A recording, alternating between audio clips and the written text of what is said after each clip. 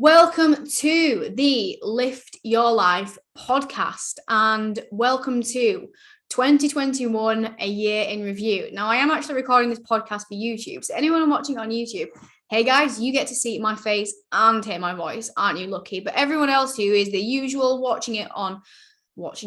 listening, should I say, to it on the Spotify, the Apple, whatever you listen to it on, enjoy. So I decided to do this podcast, because 2021 has been a roller coaster of a year for all of us. I think we can all agree on that. But for myself particularly, it's probably been one of the most, if not the most life-changing year of my life. So I thought I would just basically review my year, talk through absolutely everything in terms of the good, the bad, the ups, the downs, and kind of finish up on a bit of a, motivational, my biggest life lessons learned from 2021, because I have learned so much about myself and about the world and made so many positive changes just towards my mindset and the way I approach life and work and everything, which I want to share with you guys, because I probably hands down can say that I have transformed and changed my life over this year. And, the things that I've learned aren't magic tricks. They're not special. I am no one special. So if I can share one little golden nugget of information to help you guys crush 2022, I'm going to do that. So anyone who is an avid podcast listener, this will probably just be a bit of or an Instagram follower, to be fair as well. This will probably just be a bit of a refresh of everything that I've done. Anyone who is new around here, this is going to give you a bit of an insight into my life, because my life is not straightforward and plain sailing. So let's get into it. I have made some notes. If you hear a little bit of a going on, that is simply me looking at my notes, because I had to write all this down, because there's no way I could just sit and regurgitate 2021, because so much has happened. So let's start with January. So January, like everyone else, I was like, yep, new year, this is going to be the one. 2019, should I say, was pretty shit with COVID hitting. And I was like, no, this is going to be it. I'm going to absolutely crush it. I'm going to build my PT business. I'm going to build up my online a little bit more and really smash this industry. And it's just going to be amazing. And I'm going to continue to get strong and do my bodybuilding and what have you. It's going to be epic. Within a few days, the lockdown hit, and it was just a bit like, oh my God, not again. And yeah, I was a bit lost in this one, because in every other one, I had more help and support from the gym that I worked at. We had classes to run, we had equipment lent to us. And in this one, it was very much a case of you're on your own. And I was a bit like, well, what the hell do I do? How do I train? Because I can't use my garden this time. I still have the kit, but I can't use my garden. I can't use the living room, realistically. What the hell do I do? I was really, really lost, and still a bit lost from the work perspective as well, because obviously I didn't really, I had a few online clients, but not a lot. And yeah, I just felt a little bit lost. So I had a bit of a wobble on day one. And then I said, right, this is it. I'm not going to waste these months. I'm not just going to sit here and just let myself, feel sad about the fact that I can't train, or feel sad about the fact that I can't work. What can I do? What is in my control? So the first thing I did was I rang around a few shipping container units, because I'd seen a few other people turn like shipping containers into gyms. And so I rang around a few, told them my situation, and they were like, yeah, you can rent us out. So I went down to one, paid for it, and I rented out a shipping container and turned it into a gym, which, yeah, it was a great idea. But honestly, I never want to have to repeat that experience. It was so cold. It was so dirty. It was really weird. Yeah, it was a strange one, but it meant that I could drive somewhere, which is quite nice to be able to go somewhere and feel like I was actually going somewhere, and train how I want to train. I had decent equipment. I had a barbell, some heavy plates, a bench, a squat rack, which I couldn't end up using because I injured myself. That story's to come. But I managed to have somewhere to train. So I took training under my control. And within a few weeks, I realized that, what? It could be a fair few months before I can PT again. We can't really go do outdoor PT because it is so damn cold. I think it was actually legal to do that, but it was just too cold. Like, it was snowing and it was -degrees. So I said, all right, I need to try and build up my online business a little bit here, because I'm scraping the surface. I was getting furlough at that point because I was employed with the gym, but it wasn't enough, to really do anything with. It was enough to get by, to pay for my car and my food shopping and what have you. I was living at home at this point, thankfully, but it still wasn't enough. So I didn't just want to be stuck in this cycle of being in work, having money and not said, right, I need to try and build up my online business a little bit here. So it's generating a decent amount of income, enough to sustain me. And then I kind of decided at that point as well that because the gym did mess us around a little bit and didn't look after us at that point, so I don't want to be relying on anyone else anymore. I don't want to work for anyone else anymore. So I set myself a goal of building my online business up so I could generate a little bit more income, enough to basically say, as soon as lockdown's lifted, I'm not working for anyone else and go fully self-employed. So what I did do is I invested in my first business mentor. It was a decent amount of money, not loads and loads, but it was still a decent amount of money when I wasn't really earning any money. But I said, I need to do this. I need to learn how to grow it more, because I know how to write training plans and nutrition plans and coach people, but I don't know how to grow and scale this, because I don't know business. I don't know business. I know fitness. I don't know business. And that was January, really. So I rented out a shipping container. I started to just purely work online and got some help to try and build and grow it a little bit further. Moving into February, March. Now, February, March wasn't particularly eventful. I was obviously working with the business mentor, so trying, growing and scaling my business, learning more about business. I did get told in this month, it was either late February or beginning of March, I can't remember the exact time, when I got my first letter through from the gynecologist. So prior to this, I had been in consults with the gynecologist after receiving some pretty terrible blood results from the previous year, in line with my estrogen levels, after not having a period for a good year and a half. And in this letter, because I'd had a pre-consult with them, it basically just said that one of the things that they suggested I do was potentially bring my exercise levels down, because maybe the stress of exercise was causing the lack of periods. So at this point, I had a bit of a conversation with Vicky and said, my coach, what do you think to this? Do you think there's any merit to this? Do you think they just kind of, generalize it and just think everyone's over exercising? Because I wouldn't say I do excess exercise. Yes, I train most days, but it's not excessive. It's not compulsive. It's not bad. But we had a conversation and decided, as adults, let's play the system. If we do what they say they do, asked us to do, then at least when we do get a referral and a consult in person, they can't just play that card and then we're still stuck at square one. It was late January as well when I did actually injure myself in my box. So I managed to source all this equipment, put a load of money into it so I could train really hard. And I think it was my second session with all, the big equipments, my barbell. I was doing a barbell press. And as I was pressing up, I don't know to this day what happened, but it felt like my shoulder partially dislocated. That's the only way I could describe it, and ripped loads of stuff, and it was agony. So at this point anyway, I could only realistically train legs and pull. So we just moved down to 3 days a week, which kind of worked well, to be fair, anyway, because it meant I could recover well and then train legs and pull just on repeat. So that was basically February, March, and I was working a lot on my business at that point, starting to grow it a little bit. So by April, I had actually built up my business enough to a point where my income was matching pretty much what I was getting from the gym. So I did that really cool thing of being able to go, yeah, I don't need you anymore. I'm just going to work for myself. And I knew that my PT income would also come back and probably potentially be decent, because post-lockdown, people will want a PT. So yeah, I handed my notice in, and it was a pretty cool feeling to think I now work for myself and no one else, which was an absolutely epic and immense feeling. I'd done what I'd set out to do for myself, which was to hand my notice in when gyms reopened. And gyms did reopen, and that was in April, sort of mid-April, I think it was. And gyms reopening was quite a hard time for me, because everyone was going back on day one, and I was, still, not really training. And prior to gyms reopening as well was when I actually had my in-person appointment with the gynecologist, and that was probably one of my darkest days of 2021, without a doubt. So a bit of a refresher on what happened that day. I actually had my in-person appointment, which was on the 8th of April, because I remember it was my sister's birthday, and yeah, it was seriously crap. So I went in with the expectation of her thinking it's going to say to me, just exercise a bit less, or what have you. And prior to this as well, I'd had a DEXA scan as well, just to check my bone density. And in this consult, she basically said to me, just upfront, very, very blunt, into the fact, your bone density is extremely low. You are on the brink of osteoporosis. The way things are going, it's looking pretty unlikely that, you're going to have kids, especially if you are going the way that you are.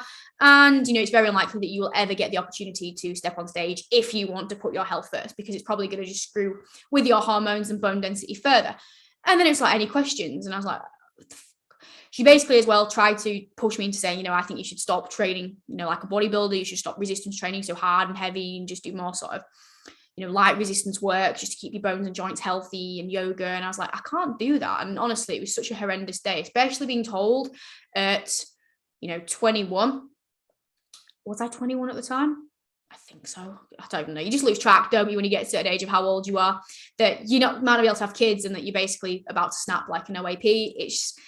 It's not nice, especially when you do promote health and fitness and you're basically being told that internally you are extremely unhealthy. It was hard. It was a really, really hard thing. And I remember that day just, it was freaking horrendous. And I remember just going home and my parents being like, you know, how did it go? And I, you know, my family were all around her in the garden because you can only meet in the garden because freaking COVID. And I just remember looking at them and looking at my auntie and just, yeah, it's bringing tears to my eyes now because it was just so hard to tell them that. And then the day, it was just a funny day because then we had Nando's and the Nando's order all went wrong for my sister's birthday. And then one of my dogs jumped over a fence and I thought he'd like died and we lost him. But yeah, it was a really dramatic day. But anyhow, that obviously all happened. So me and then Vic spoke to her again about it and we're like, we need to agree that, you know, I need to still train for my own mental sanity, you know, but I am willing to, you know, reduce the frequency and reduce, you know, what have you, because I need to put this first. So that's what I did. We went down to 3 days. I think it was like was I training push at that point? I don't think I was. I think it was pull legs, rotation again. Might have been a push. I can't remember if I could train shoulders by that point. But yeah, so when gyms reopened as well, it was very, very mentally tough, you know, seeing everyone going back in smashing sessions. And I was there like, I can't do that. That was really tough, especially when I was working in the gym as a PT and, you know, having online clients who were messaging me saying how excited and, you know, loving the gym. And yeah, it was really, really tough because the gym for me is my mental sanity. It's what saves me and gets me through life, my stress, my anxieties, 100%. So to not have that was, you know, it did take a toll on my mental health. And as well, I was thrown onto a contraceptive pill just from the gynecologist's appointment, just to try and get some, you know, it's exogenous and fake, but some estrogen in me to help. And the one they threw me on was the strongest combined pill in existence. So I basically went from no estrogen to all estrogen. And those hormonal changes literally drove me mental. It was horrendous. My spots were horrendous. My bloating was horrendous. It was my mood. I was just crying all the time, like for no reason. I was extremely moody. Like someone would ask me how my day was and I just basically tell them to F off. And I'd walk into work and I just look at myself in the mirror and think, can you be fucked to deal with people for 2 hours? You know, and that was the kind of mood I was in. And I loved my job. I loved PTing and I just didn't want to be there and talk to someone. It was horrendous. So I came off that. So in April, my mental health wasn't amazing at all.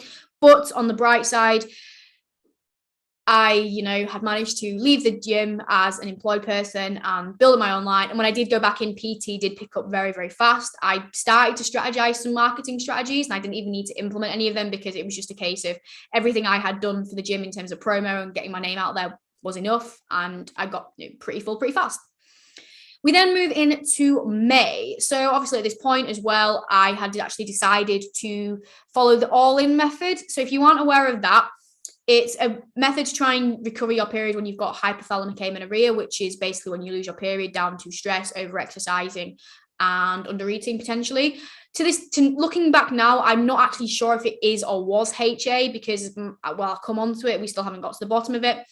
But the idea is that you are just eating enough to fuel yourself, just eating at least, I think it's 2,500 calories minimum. You know, exercising less, not really tracking your steps or anything. I actually got rid of my Fitbit. And not tracking your calories. So that's what I did. I just stopped really track. I don't know if I did track or I loosely tracked, but I was eating a lot of food, not exercising as much, thinking that that was the right thing to do for my health. And it wasn't an easy decision to make, but I said, you know what, I'm going to do this because I just want to get some element of my life back. I'd love to be able to get back to training more and let's do it. And it was hard, you know. I'm so used to just being meticulous with tracking and being meticulous with food. And, you know, I worked really closely with Vicky. She was actually setting me challenges and tasks like, right, you know, go have a different brand of this or go implement more of this into your diet, like healthier fats. And yeah, but as you can imagine, by this point already, I'd increased my food in order to try and get my period back. So I was already kind of way past comfortable. January, February, I was already, mentioning in my check-ins that I was getting to that off-season uncomfortable realm. So I was really starting to feel uncomfortable in my body. I literally bought just purely joggers and lived in those just because I didn't really want to wear leggings or anything like that. But on a positive, in this month, I rebranded. So that was when I rebranded from Unrivaled Aesthetics Fitness, which was my original sort of coaching brand that I created, which was more, when I first started, I was thinking I wanted to work more with people to, get them in wicked shape and be more of like a physique coach. But as I went on this journey with myself and the year I'd had, and my values started to change as a coach, and the women I was attracting from my own journey, my own story, weren't women who wanted to look like a bodybuilder or be shredded or have the best physiques necessarily, but it was the women who wanted to improve their overall quality of life, feel more confident, improve their food relationship, just feel like a queen, look at themselves and not hate themselves in the mirror. So I was like, I need to rebrand because my brand does not reflect what it is that I'm doing and what it is that I stand for. So I did. And it was probably the best decision I've made because now my brand is perfect. I love my branding. If you can see, I've got my own hoodie on, and it was absolutely immense. And that went down really, really well with my clients and other people. And what actually happened in that month as well is I actually went to see my friend Beth, who does readings. I will actually leave her description, her Instagram, in the show notes because she is freaking incredible. And I genuinely think that reading was one of the biggest tipping points and turning points of my life. It was my spiritual awakening. It just gave me so much perspective and clarity on life. And I'm so thankful for it. And I used to be a person who thought that, tarot readings and card readings and all that was just BS. But I actually went just to support her as a mate and, help her with her own business. And it was absolutely phenomenal. And that really gave me so much perspective on myself and on my life, and really helped me to delve into why I felt the way about certain things and overcome it. And, if I hadn't gone to that, I probably wouldn't be aware of the reasons that I'd struggled with anxiety and mood till now. And I've now been able to work through them. And I can honestly say that 2021, coming out of it and into 2022, is the best and strongest I've ever been from a mental health perspective. So that was May. June comes along. So we're halfway through the year now. So already a lot's happened. June was a big month for me, a huge month. So we reached a tipping point with this all-in journey in June. So it was kind of must have been sort of early mid-June, because it was before I moved. I just had a breakdown. I was like, I can't do this anymore, because I've reached this point with my body weight that it's not a case of just being a bit uncomfortable. It's a case of literally hating myself and just being embarrassed. Like, I'd not seen people for months, and they were asking to meet up, and I was cancelling. So I'm like, I can't see them because they'll just judge me so hard for how much weight I'd gained. I don't know how much I gained at that point because I didn't weigh myself, but I can predict from when I had a hospital appointment a few weeks prior and they did my weight then, how much it will have been. And it'll have been hefty. Probably the heaviest I've ever been, without a doubt. And clothes weren't fitting, and it's little things like I was embarrassed in the gym. Like, I couldn't look at myself in the mirror. I felt embarrassed to be a PT, being out of shape. And I said, you know what? I just can't do this anymore. My period's not coming back, and I'm happy to keep things high, but I'm gonna have to pull some body fat off because I can't do this. So we went into a moderate deficit just to not undo the hard work that we'd done. And yeah, that was that. But the biggest thing was that I moved into my own flat, which was absolutely insane. I moved out, so my parents were moving as well. So earlier in the year, I think it was about April, May time, I decided, I'm going to join them. It must have been April, because I think it was when gyms opened, I went to start looking around flats. I'm going to get my own place. And I did. I moved into this lovely little flat, and it's absolutely incredible. And that was a huge tipping point for me, because when I got my independence, and I could now have an office and an actual workspace, and it really, really just definitely improved my quality of life. And I got my first tattoo. So anyone watching, I don't know if I'm able to roll my sleeve up enough, but yeah, anyone watching, we got the birds in June. So pretty significant month. July, my birthday month. So pretty good birthday I had in July. Went to the Forbidden Corner. If you've never been and you're from like North Yorkshire area, definitely go. Absolutely immense. July, we also had my first client photo shoot, which was, again, one of probably the most memorable days of my year, because it was just absolutely incredible. The goal of my client photo shoot was not to get my clients the most shredded and, the most diced with six packs and everything. It was to get them in good shape, get them in the best shape they've been in, and ultimately prove to them that they are so much better than they see themselves are, to build their confidence, build up their self-worth. And it was incredible. It was such a fun day, and I cannot wait to do one again this year. I'm trying to get one arranged now and get a photographer sorted, because it was one of the best days for me. And I know for a lot of my clients how much that day meant to them, and the changes and the confidence that they've had ever since doing that. I got my car. I got the Audi in July. That was a pretty awesome day to be able to get a more expensive car that I wanted, and it's one of the cars that I've wanted on my, like, bucket list. It's more towards the bottom end of the bucket list, but it is one off the bucket list, and I was super hyped about that. That was a pretty cool feeling.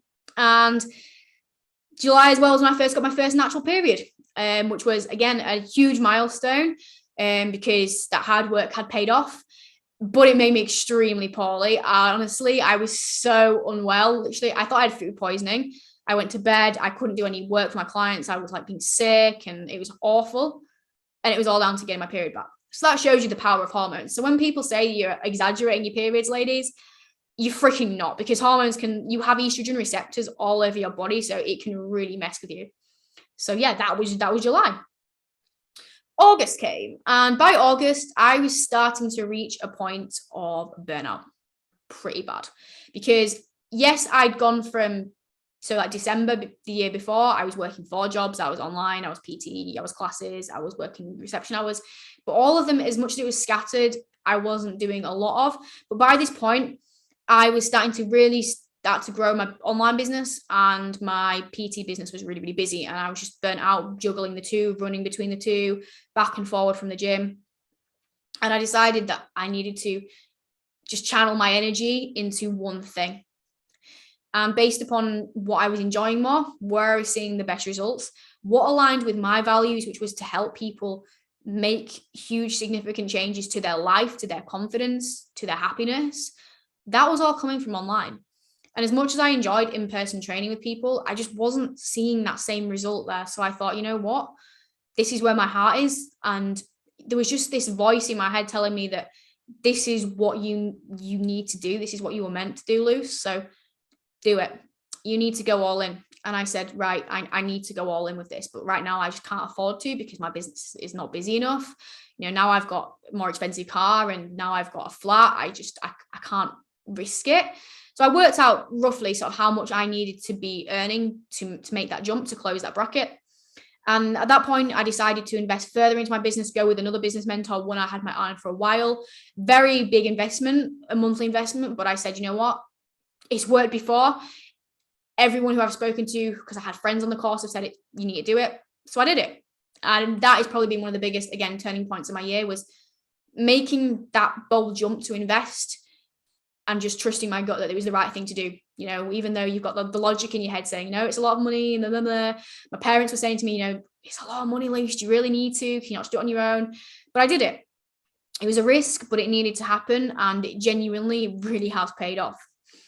September, not a lot to say about September. I've tried to look back through like my Instagram and Facebook and find some sort of significance from September, but I genuinely can't find anything really. I went to watch my friend in a few bodybuilding shows. I traveled quite a bit. It was just, another month of building my business and burning out, basically. October, I actually managed to reach that tipping point of that threshold that I'd said to myself. And I was actually scared. I was like, right, I've got to where I said I wanted to be, so I can now leave the gym, but I'm scared. And it is a bit risky move. Self-employed, your income is not guaranteed. Theoretically, every single one of my clients could message me tomorrow and say, I'm finished, we're not working together anymore, and I'd have no money. But I just had to just say, you know what, you've done what you said you need to do. If you don't do it, you'll never do it.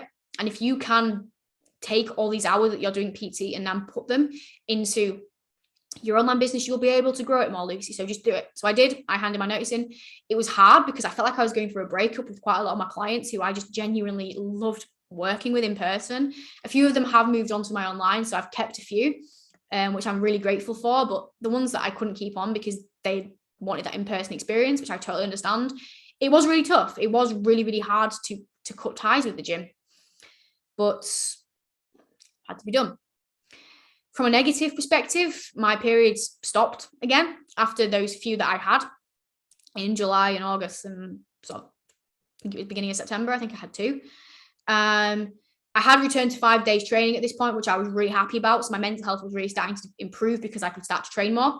But obviously then we saw that my periods dried up. So I thought, I'm not sure. It's been quite a while. I think it got to like 40, 50 days. And I thought, yeah, this has been a while. So I paid for some private bloods. And unfortunately, they came back bad again. Actually, my estrogen levels were worse than the first time I got them done. So that was a huge kick, because all that work that I'd gone through this year in terms of gaining weight and letting go of training, my mental health took a huge dip, my body image took a huge dip, but I thought it was for the greater good.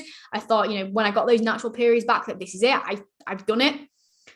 Then they went again. And, it was tough because we reflected. It's like, look, my training wasn't excessive. My calories were high. They didn't get low. It was a really moderate deficit we'd gone into, really moderate. But I can't stay fat. So it's, it was just a complete head blag, and I didn't know what to do.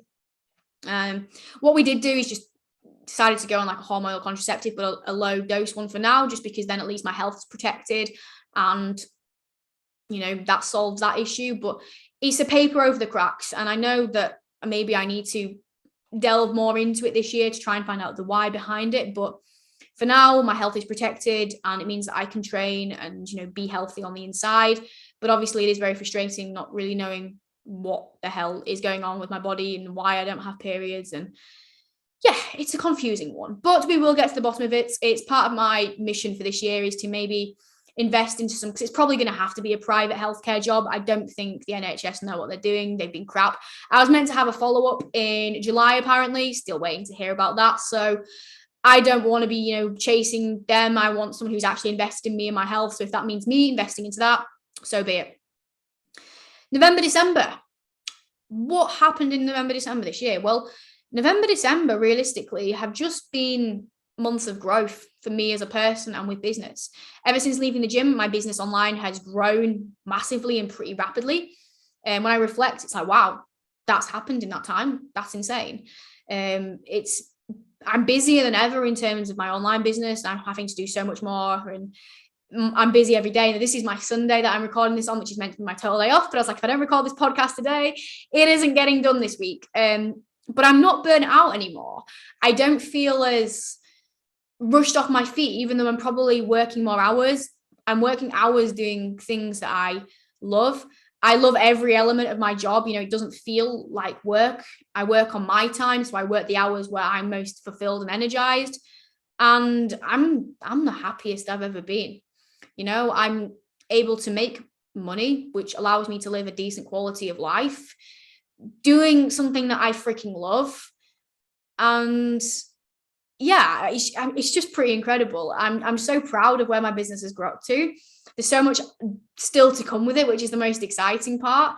But, from thinking a few years ago when I didn't even think I would live to the end of the year, that's how bad my mental health has been over the past, few years or so, when I had my eating disorder and when I suffered extremely bad with a bout of depression, to, being always feeling like a bit of just a second place kind of human, like in classes at school. And when I did auditions, when I was in drama school, I was always not shit, but I was never the number one. So I've always just felt like a person in the shadows, in second place, to finally feeling like I found something that I've mastered, that I'm good at.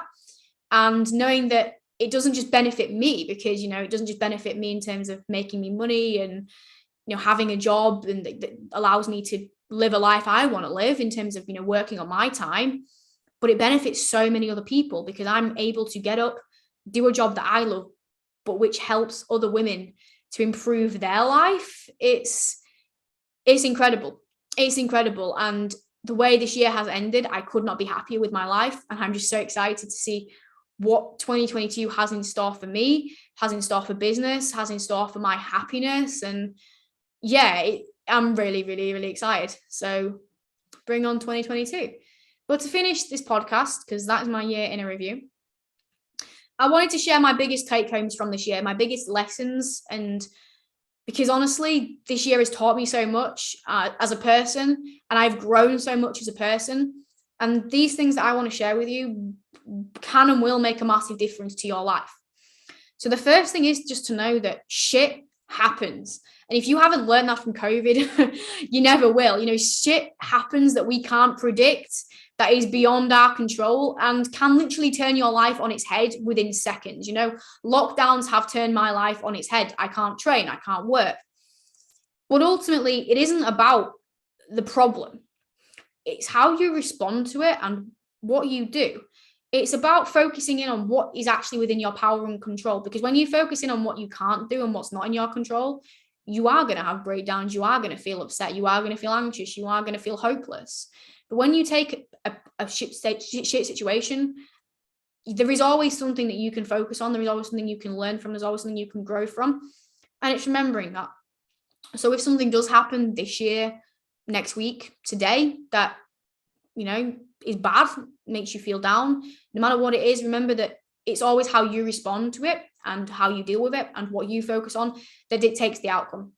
It really is. So that can be literally anything. That can be from, you know, losing your job. That can be from falling off track with your diet. That can be with, you know, there's so many things. But just remember that it's not the problem. It's what you do about it and what you focus on that counts. The second thing is to take freaking risks.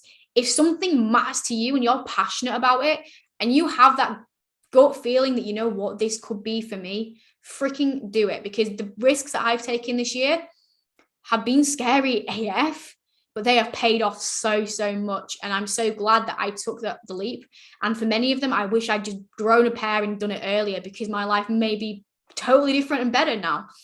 So whether that's quitting your job to go do something else that you want to do, whether that's investing into a business mentor, a personal trainer, a coach, a financial advisor, I don't know, whatever it is, no matter how big the risk seems, if it matters to you and you have that little inner voice telling you to go for it, or you just feel that it's right and you can't explain why, please do it, because life is too short to live with regrets. And I honestly think it's better to think, well, you know what, I gave it my best and it didn't work out. I'd rather live like that than thinking, what if I just done it? What if I just done it and this could be my life? Don't live your life with regrets, guys. Do not live them. Very deep and meaningful. The third one, for me, is there's more to life than just purely working.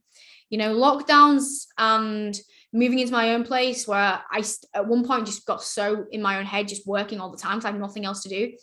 Spending more time actually going to see my family and, you know, having periods of burnout this year, I've realized that there's more to life than work. And I think it's kind of drilled into our culture these days that you have to hustle all the time and work hard and never take days off. And if you do, you're lazy. And if you get up late, lazy. And you know what? Yes, you need to work hard to get you to where you want to be. But also there is so much more to life than your job. You know, whether that's a job that you hate or whether that's a job that you, like me, it doesn't even feel like a job, which is why I work so much.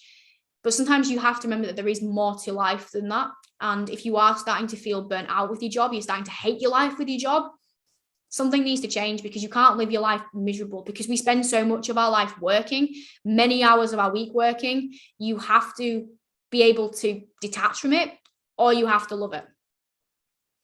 Four for me is health is everything. When I got told about my own health, my own sort of, you know, focus on my physique, and I was so hyper focused on my physique because I did bodybuilding, that changed. And honestly, aesthetics, guys, how you look is freaking pointless if on the inside you're unhealthy, because when you do get told that you are unhealthy on the inside, I cannot tell you how horrible that feels to have that news. And ultimately, you know, it doesn't, you know, what's the point in a body looking banging, but if it's not working on the inside, if you can't have kids, if you are going to break your bones every 5 minutes because you've got osteoporosis, if you are putting yourself at risk of, you know, diabetes or a heart attack or whatever it is, just to look a certain way, it's not worth it. So yes, you want to feel confident in your body, you know, that's absolutely fine. But please don't sacrifice your own mental as well, your mental and physical health, just to look a certain way. Find that balance, strike that medium, because your insides and, you know, mentally and physically seriously freaking matter, guys, more than a set of abs ever will. And the biggest one for me, and the biggest one that I want you to take home, is just to goddamn believe in yourself. I was a human who had low self-belief, low self-esteem, low self-efficacy. I saw other people achieving and thought, that looked pretty cool. I wish I could do that. But I always had that voice in my head that was like, nah, that won't be you, because you're not good enough, Lucy. You're not able enough. But when I started to shift that and thought, you know what? I can do this and I will do this. I'm envisioning myself achieving X, Y, and Z. I'm visualizing it. I'm seeing it happen and started to see mini wins and started to believe in myself. That is when everything in my life just improved. You know, my business success didn't come from just copying what other people were doing or, you know, just, it's honestly come from self-belief. And this is one thing I tell my clients all the time. Until you truly believe in yourself and your ability to do something, you never will, because that voice of doubt is always going to hold you back. It's going to stop you making decisions. It's going to lead to self-sabotage. When you do feel like giving up, it's going to make you give up because you don't believe that you can. But when you believe that you can, you will fight against those tough days. You will push through, and ultimately you will make more aligned choices and actions that get you to where you want to be. So that's why I advocate journaling. That's why I advocate vision boarding. That's why I advocate setting yourself small, tangible goals that you can achieve within a couple of weeks or a couple of months, you know, within a very short time frame, that prove to yourself that you can, to improve your self-belief. Because trust me, self-belief is one of the biggest keys to success, and it will get you to where you want to be no matter what that goal is. And that is my 2021 in a year wrap up complete. So I hope you've enjoyed this podcast, a little bit of a mini autobiography of my year. As always, anything you want to hear on the podcast, please let me know. As always, if you have enjoyed this podcast, please just give it a screenshot, share it on Instagram, give it a review on Apple. If you're on YouTube, give me a thumbs up, give me a subscribe, give me a wave, give me a comment, give me something, because I really do appreciate it. And obviously, if you let me know what you want to hear, I can get that out. But as always, thanks for listening. Hope it's kept you entertained on whatever you've been doing. And I shall join you next week for another episode.